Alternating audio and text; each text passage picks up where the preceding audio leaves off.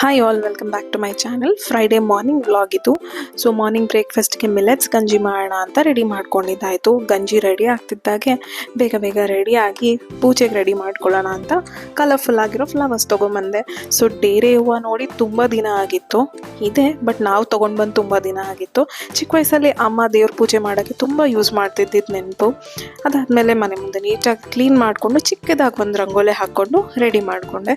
ನಮ್ಮನೇಲಿರೋ ಕೃಷ್ಣ ಮತ್ತು ಗಣೇಶನ್ನು ಕೂಡ ಪೂಜೆಗೆ ರೆಡಿ ಮಾಡ್ಕೊಂಡಿದ್ದಾಯಿತು.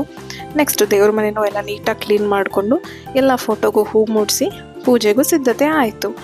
ಅದಾದಮೇಲೆ ಬಂದಿದ್ದೆ ನೆನಪು ಮಧ್ಯಾಹ್ನ ಊಟದ ಬಗ್ಗೆ. ಸೊ ಮಧ್ಯಾಹ್ನ ಊಟಕ್ಕೆ ಏನು ಮಾಡೋಣ ಅಂತ ಯೋಚನೆ ಮಾಡಬೇಕಾದ್ರೆ ಹೊಳ್ದಿದ್ದೆ ವೆಜಿಟೇಬಲ್ ಅವಲಕ್ಕಿ. ಸೊ ಕಲರ್ಫುಲ್ಲಾಗಿ ಮಾಡೋಣ ಅಂತ ಹೊಸದಾಗಿ ಟ್ರೈ ಮಾಡಿ ವೆಜಿಟೇಬಲ್ಸ್ ಎಲ್ಲ ರೆಡಿ ಮಾಡಿಕೊಂಡು ಅವಲಕ್ಕಿನೂ ಮಾಡಿದ್ದಾಯಿತು. ಜೊತೆಗೆ ಒಂದು ಸಿಂಪಲ್ಲಾಗಿ ಒಂದು ಪಲ್ಯನೂ ಮಾಡಿದ್ದಾಯಿತು. ಇದರ ರೆಸಿಪಿನ ನೆಕ್ಸ್ಟ್ ವ್ಲಾಗಲ್ಲಿ ಅಪ್ಲೋಡ್ ಮಾಡ್ತೀನಿ. Thank you for watching.